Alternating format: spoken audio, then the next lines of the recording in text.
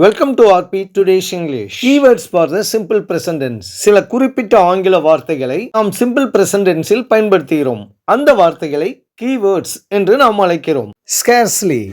Scarcely என்ற வார்த்தை அரிதாக, குறைவாக அல்லது இல்லை என்ற பொருளில் பயன்படுத்துகிறோம். He scarcely speaks to me.